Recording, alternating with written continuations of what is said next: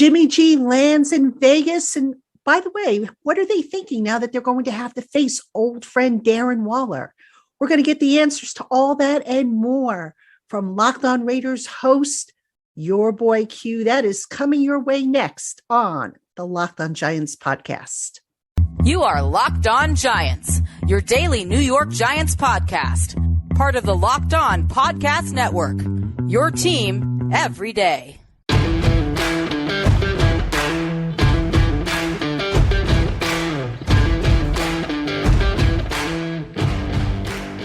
Hello, New York Giant fans, and welcome to another edition of the Locked On Giants podcast, part of the Locked On Podcast family, your team every day. My name is Patricia Train. I'm your host. Welcome on in as we continue our look at the New York Giants 2023 regular season opponents. And we are going out of order, mainly because, some of our hosts are on vacation. But we do plan to get them all in. But today we are going to take a look at the Las Vegas Raiders with the one and only your boy Q, the host of the Locked On Raiders podcast. Q, thanks so much for joining me today. Oh, yeah, no problem. Anytime you call and want me to hop on your show, it's always an honor. So I'm definitely happy to be with you here today. And I feel the same way about you. Anytime you need me, you know how to get in touch with me. Q, We got a lot to talk about with this Raiders team, a lot. And we might as well get started with the elephant in the room, and that's Jimmy G's health. What can you tell us about Jimmy G and where he is in his rehab? Well, I'll tell you right now, that's going to be the biggest question, the biggest mystery when it comes to the Raiders and what they do in 2023 is, how healthy is Jimmy G going to be? If you go back and look at his history, he's only had one season in his career that he's actually completed the whole season, right? So the odds are that he's going to get injured at some time. So really, that's kind of what has Raider Nation on the edge is he going to be available for 15 games, 16 games, 17 games, or 5 games, right? I mean, you just really don't know. But right now, as he's coming back from injury, coming back from that ankle surgery or that foot surgery that he had to have right before the Raiders decided to sign him, and that was, of course, that was a big to-do. But it looks like he's on track for training camp. It looks like he's going to be able to start training camp. That's what everything I've heard is that he will be available. So that's a good step in the right direction. I guess no pun intended, but a good step in the right direction for him. He's very familiar with Josh McDaniels. He's familiar with, the play calling, the execution, the idea of his offense. Now he's got different players around him, obviously, and better players than he's really played with. I mean, Davante Adams is the best pure wide receiver he's ever had. He's got a guy in Jacoby Myers that he's excited about to play with. Jacoby's excited to play with him. And Josh Jacobs, assuming that contract situation gets taken care of, is going to be a really good running back for him. With all that being said, it's always going to be, Pat, it's going to go as Jimmy G goes, right? As far as his health goes, if he's there, then it's all good. If he's not, well, then you've got Brian Hoyer, you've got Aiden O'Connell, and Aiden O'Connell's the rookie out of Purdue, 4th-round pick. So there's not a whole lot to get excited about there. So really, I think for Raider fans, they're just kind of on the edge of their seat, hoping that Jimmy G could be as healthy as possible. But right now, it looks like he's going to be good for training camp, which will start in a couple weeks. In retrospect, and I know hindsight's 2020, you can't go back and undo it, but were you surprised that the Raiders made the trade for Jimmy G, knowing that he had that injury? And at the time when they made the trade, who knew what his status was going to be? And, the fact that they moved on from Derek Carr, did that just all surprise you? Well, I'll say this. I had heard rumblings for a long time that they were interested in Jimmy G, even going back to last year, that could have been a possibility when San Francisco was very adamant that he wasn't going to be the guy until, well, he ended up being the guy, right? Because they couldn't move on from him. So I kept saying, there's no way that they'd go grab him with that injury history. Why would you go do that?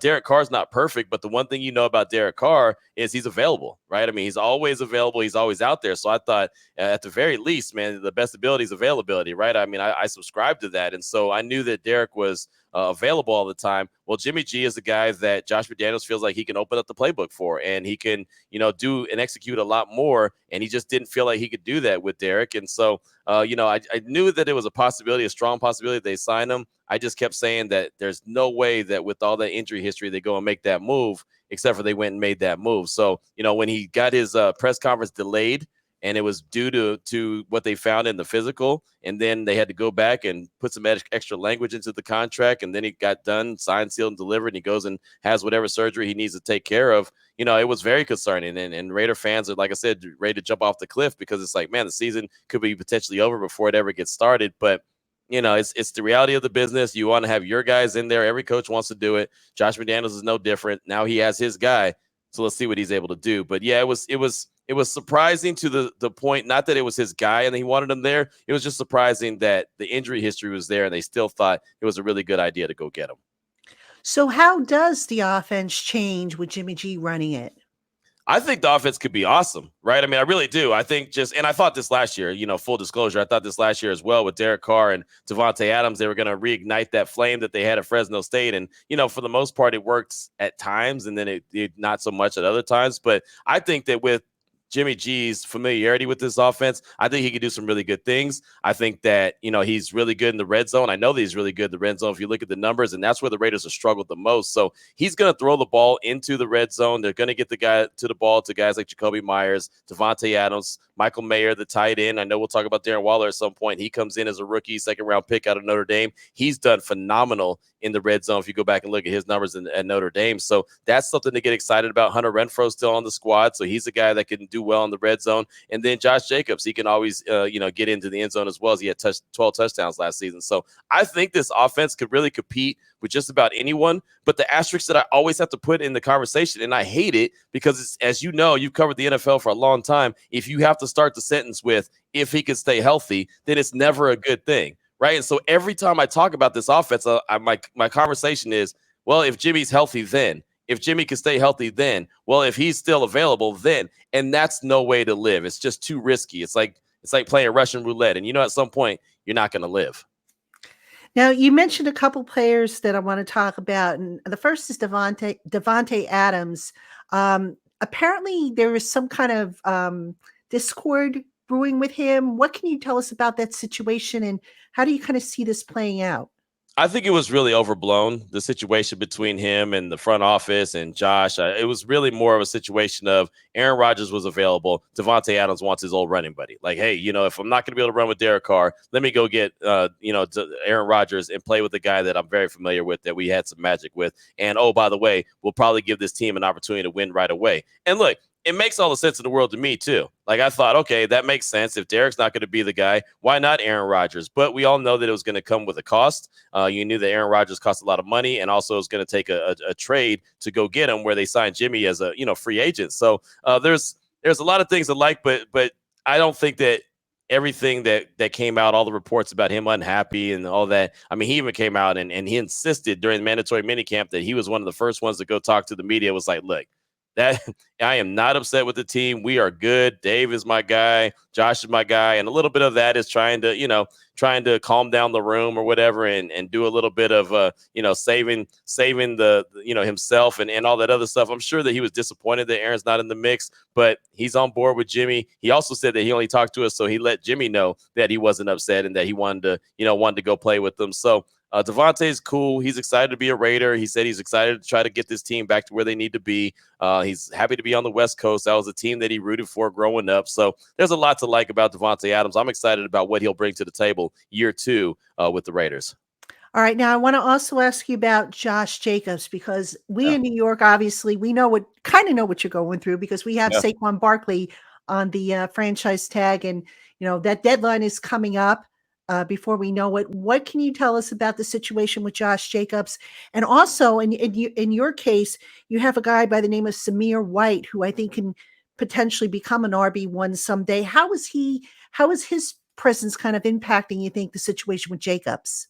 Well, I think that the staff, Dave Ziegler and company, have a certain number that they're comfortable spending. Right. I mean, right. As Saquon Barkley is holding the $10 million franchise tag, so is Josh Jacobs. And I think that they're comfortable with Josh Jacobs playing on that 1-year deal. I think that they've offered him a deal that's a multi-year deal, and they're probably saying, hey, this is the best that we're going to do. This is our final offer. You look at what they did in New England with the Patriots. Those guys, I mean, they don't spend big money on running backs, and they don't really spend big money on running backs, period, in the NFL anymore, regardless. And so contract years are always dangerous. Guys go out and have monster seasons, then they go and get a big-time contract, and then maybe they're not that same guy, immediately the following year or 2 years from there. So I think that they've set a certain number. I know Josh Jacobs putting out a few little cryptic messages on Instagram. The latest one said that I'm not even going to entertain it for real. Another one said bad business. Another one said, villain or hero turned villain, all this. So he's letting it be known that obviously he's not happy with the way negotiations are going. And I don't honestly think that there's big time negotiations going on. I think they bottom line said, okay, this is what we're going to give you. This is what we're going to offer you. Take it or leave it. And most likely when that date comes up, the 17th, more than likely or not, they're probably going to have to, decide if he's going to play on the 1-year franchise tag or not. I don't see how this is going to get done as far as a long-term deal done multi-years. I think it's going to end up being a 1-year deal, $10 million, which is still more money than he would have got on the 5th-year option, which would have only been $8 million, and it's fully guaranteed. So I don't think Josh Jacobs is crazy enough to leave that kind of money on the table. We've seen running backs try to do that, and it doesn't really work. So go get the money and decide what you're going to do following year. But I think that's how it's ultimately going to play out. 1 year, $10 million for Josh Jacobs. All right, we're talking with your boy Q. He is the host of the Locked On Raiders podcast. And coming up, we're going to talk about tight ends. So don't go anywhere. Hey, Giant fans, if you're looking for some pants and shorts that offer a good fit, are made of high quality material, and just look good, then you got to check out Bird Dogs. They fit way better than regular shorts that are made of a stiff, restricting cotton. And Bird Dogs uses a special fabric that keeps you cool and dry all day long. My husband absolutely loves his shorts and his pants, and he's been wearing it around the house this summer and also in the yard when doing some yard work. And he always talks about how cool he's kept when he comes in from the hot, humid weather, from cutting the grass or trimming the hedges or whatever it is he does outside. So if he loves them and he's picky about his pants and shorts, I know you will love them as well. And right now, when you order Bird Dogs, they will throw in a free Yeti-style tumbler. Just go to birddogs.com/lockedonnfl to get your free gift. That's birddogs.com/lockedonnfl for a free Yeti-style tumbler. Check them out, folks. You won't want to take your Bird Dogs off. We promise you. All right, Giant fans, welcome back to the Locked On Giants podcast. You got your host, Patricia Traina. You got your boy Q. He is the host of the Locked On Raiders podcast. And we're talking Raiders who are on the Giants 2023 schedule. And now we've got to talk tight ends because the Giants and the Raiders engaged in a trade that I don't think a lot of people saw coming earlier. This trade taking place earlier in the year. The Raiders sending Darren Waller to the New York Giants for a 3rd-round pick, the pick that the Giants got as part of the Kadarius Toney trade with the Kansas City Chiefs. And Q, first off, were you surprised that the Raiders gave up and moved on from Waller? And what's it going to be like, do you think, for the Raiders to have to play him if, here's those words that you were mentioning earlier, if he's healthy? Right. There's no doubt. And that's the thing about it, man. Darren Waller is a guy that all Raider fans are always going to really appreciate and cheer for. He's been in Vegas the last couple weeks, either at basketball games, the Aces games, watching his wife, Kelsey Plum, or, just around town doing some things. He has a benefit that he's had around town. And, he's still here. So he gets a lot of love from Raider fans. Like, the reality of it was, I just don't think that he really meshed with this staff. They tried to extend his contract. He was there in training camp early last year. He wasn't working out. They were saying that he was, and I say in air quotes, injured. He had a hamstring injury, but most people like myself looked at it as really like a sit-in where he was there in training camp, so he couldn't get fined, but he also wasn't going to do anything until he got the contract extension. So he gets the contract extension. There's smiles around. Everyone's happy. All is good. And then he gets injured. And then I really think he did get injured, and then just had the hamstring injury. And, there was times when Derek Carr would go to the podium and say some things. And, the time that Derek cried on the podium and was talking about what he does and everything he has to do to get prepared and play on Sunday. And there's some guys that aren't putting in the work. And, a lot of us believe he was calling out Darren Waller, and then they said that it wasn't. He was calling out Darren Waller, but I mean, I could read between the lines. I'm not a dummy, so it felt like it was very obvious that he wasn't happy with Waller's efforts to get back onto the field. And reality is, in the past couple seasons, he just hasn't been available as much as he should be, and they wanted to be. And that's the reason why I thought the offense was going to be fantastic last year. Because, man, you have Derek, you have Davante, you have Darren, you have Hunter Renfrow. I mean, man, what's not to like about that offense, right? Josh Jacobs, and it just didn't work. Hunter was out for the most of the season. Waller was out most of the season. Derek got benched, after Christmas Eve. I mean, it was one thing after the other happened, but I think Waller's still a really good player, and I think the Raider Nation will salute him when when the Giants come to Allegiant Stadium.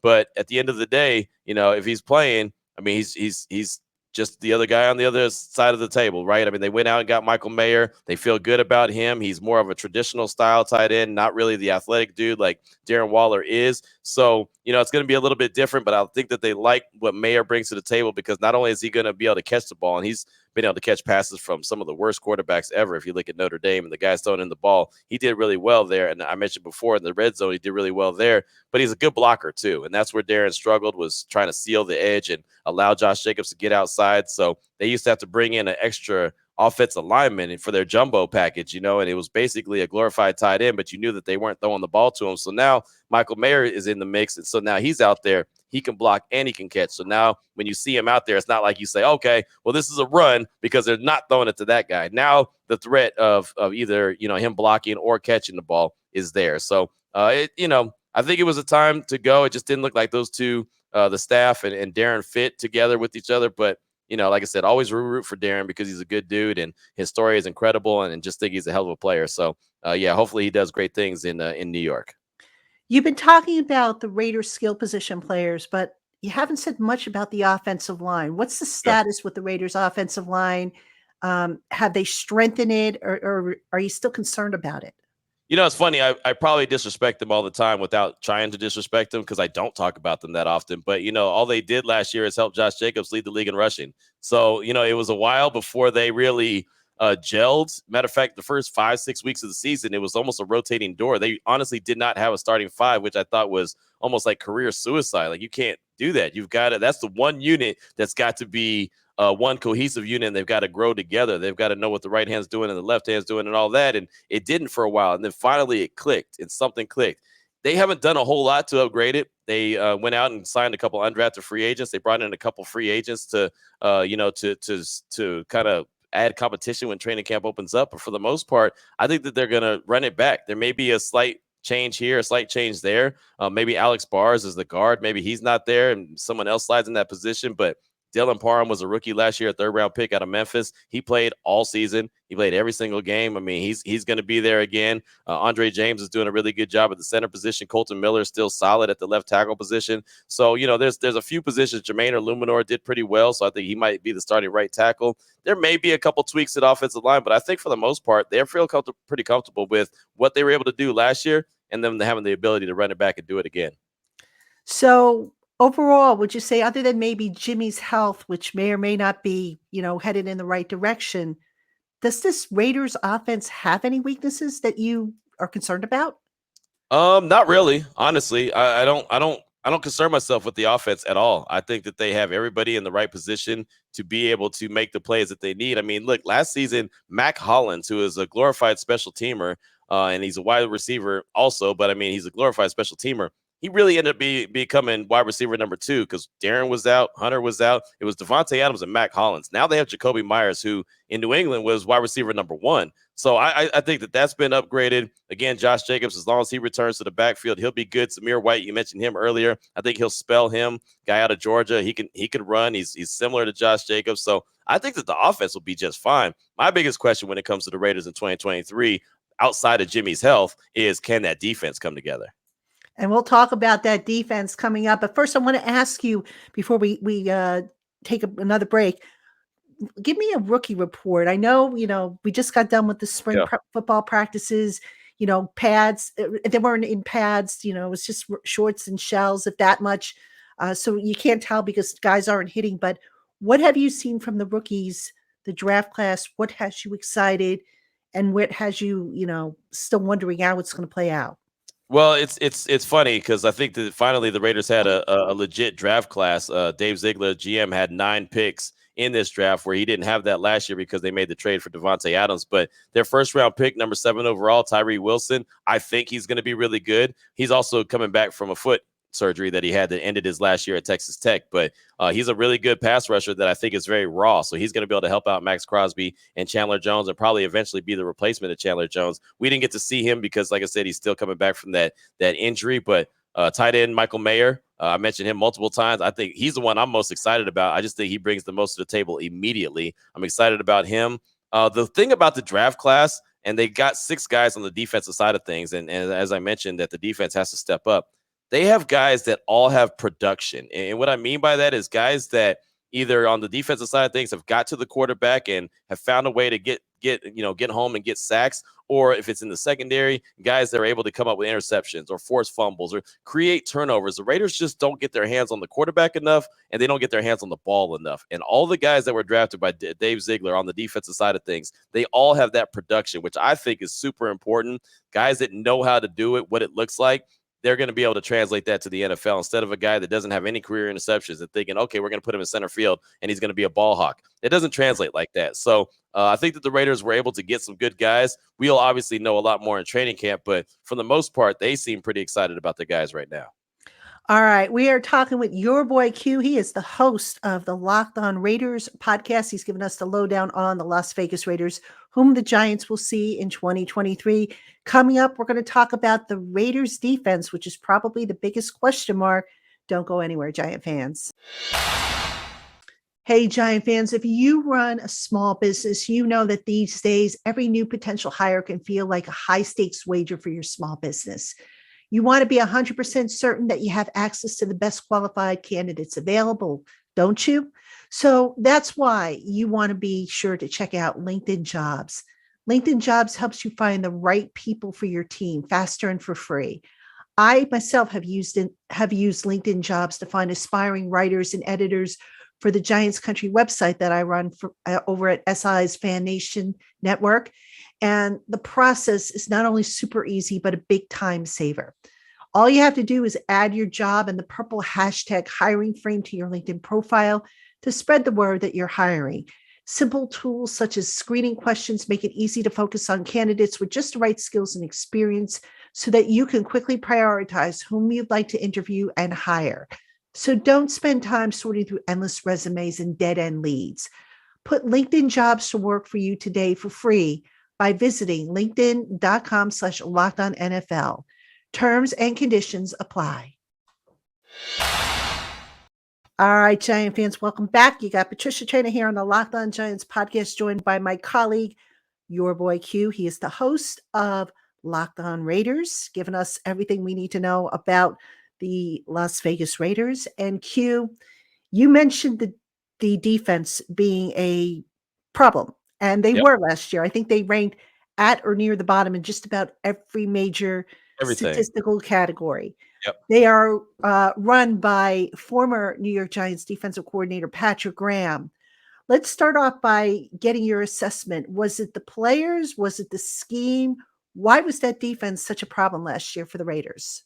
I think it was a little bit of everything, to be 100% honest with you. I think what Pat Graham wanted to do, he didn't have the players to do it. And when he tried to dumb it down and try to simplify things, teams, offensive coordinators, and these players are really good, right? I mean, the one thing that I heard from all the coaches last year a lot was the easier you make the scheme defensively for the guys to understand, the easier it's going to be for the other team to defeat that. Like, if you're going to do that, you've got to be the best of the best. And when you look at the players that the Raiders had on defense, they didn't have the best of the best. They didn't have guys that, like the old Seattle Seahawks that were, the Legion of Boom, where they were able to dumb it down, but they were just so stinking good that they excelled.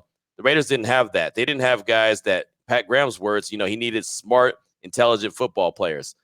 The Raiders didn't really have that where they could pick up the scheme that he's trying to run. So, they went out and get a lot of guys, and I think that they'll have an opportunity to really implement what he really wants to do. But there's going to be a lot of attention on Pat Graham this year. He's going to have to figure it out because, again, that defense was bad outside of Max Crosby. A lot of guys on that defense need to step up. So we'll see. But, yeah, I mean, just to answer your question, I think it was a combination of both. The players weren't up to par, and the scheme and the coaching wasn't up to par either. And you mentioned that the Raiders in their draft class, I think, more heavily focused on the defensive side of the ball. Who are some of the names, to keep an eye on, and are they upgrades over what they had? Yeah, and that's the thing. I think that they are, but again, until we actually see it, we won't know, right? I mean, Tyree Wilson, I'm very excited about him out of Texas Tech, the first-round pick. I didn't think he was going to last till number 7 overall. He did. The Raiders got him. He's a long, lengthy dude. He's very similar in size to Chandler Jones and Max Crosby as far as his wingspan goes and everything. So he has an ability and an opportunity to be a really good player. I'm excited about him.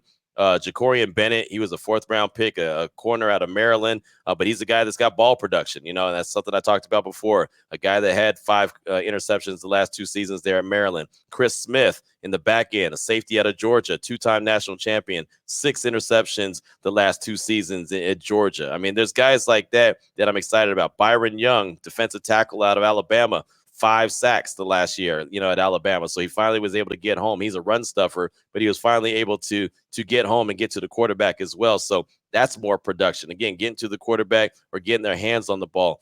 Guys like that is what, it kind of excites me. So those are guys that you can look at and say, okay, how's this player going to play out? Are they going to get the production that they're expecting from him? How early can they get onto the field? They had a linebacker that they took out of Florida that was a converted safety and turned linebacker, and Amari Burney, and he's the guy that had a few interceptions as well. So he looks like he could be a player. I mean, there's a lot to like, but again, it's so early and you haven't really seen them out there. You don't know if it's going to translate to the NFL game, but just from what they were able to do in college, it gives you hope.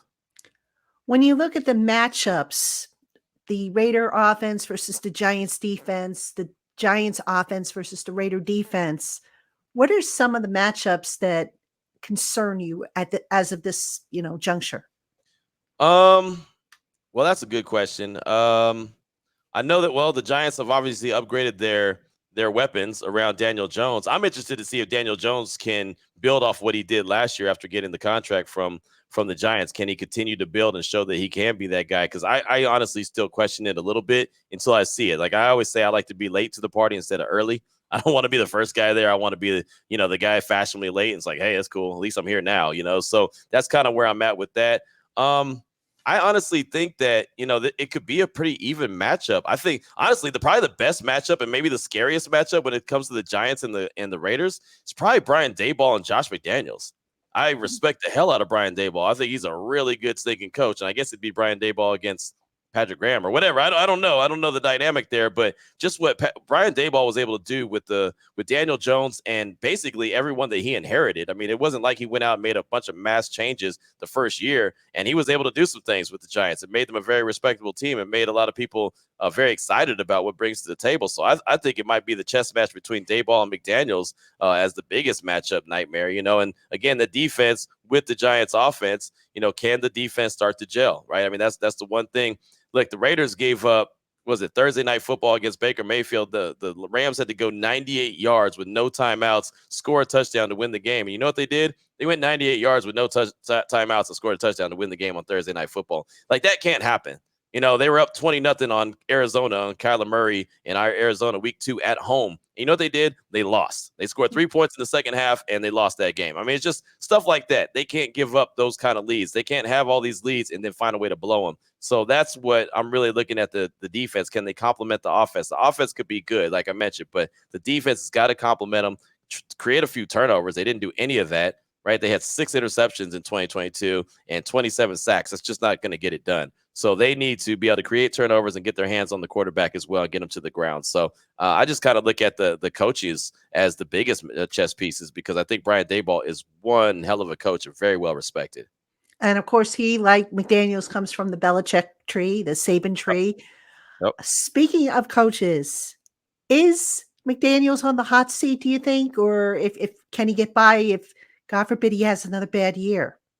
I think he's good to go, honestly. And I know Raider fans don't want to hear that. Raider fans are ready to run him out of town the minute that he signed his contract. Nobody liked him because he was a Patriot coach, or ex-Patriot coach. And, he's Josh McDaniels, and he left the Colts at the altar, and he coached in Denver, and nobody likes him. There's so many different reasons not to like Josh McDaniels. But I think that Mark Davis, the owner, has an understanding of what this plan is supposed to look like.